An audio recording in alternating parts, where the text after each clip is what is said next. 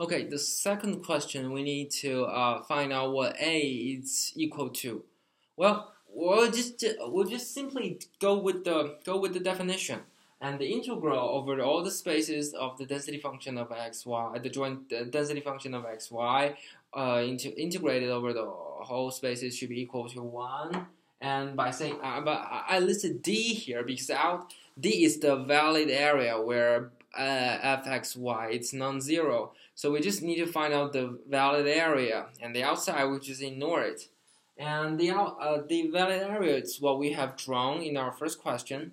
Well, the whole integration stuff there's not much to tell, but I like to just know the orders, how to do the double integral. We need to know the orders, whether to integrate x first or whether to integrate y first. We take a look at this. We take a look at this area to be on which we're gonna do the integration. It's actually like this. I just pull the from the Descartes case. It's just like that.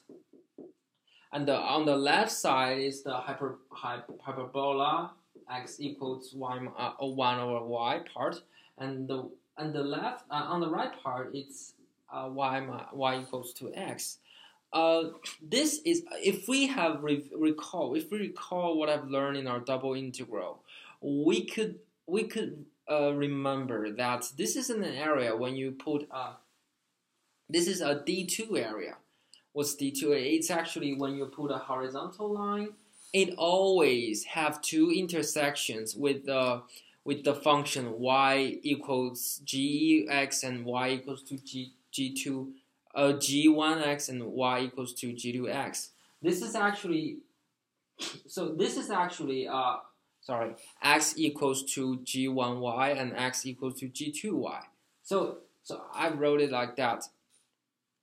In the left part is x equal to 1 over y. This is g1y, and in the second part, however, it's the x equals to y. That is g2y.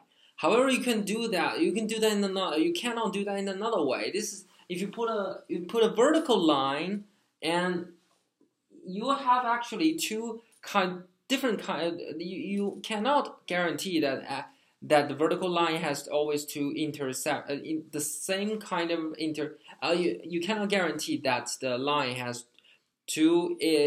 intersections of the same on the same function, because on this part we have y equals to 1 over x, and this one is 1 equals to x. So these are two functions. We cannot do this. So by taking a look at this area, we know we must first integrate x and then integrate y. So we need first integrate x. X is we could draw a line here. It's from, like I said, it's from 1 over y to y, and y is from this nadir. It's 1, and the highest. Well, there's no highest, so it goes to positive infinity. So we can do this like that, and as for dealing with lowering y, we could just use y equals to e over e to u, just like such functions to substitute the lowering y, and also without that. Also, this equals to 1 in our integral. It should be a function related to a. So it's actually 2a.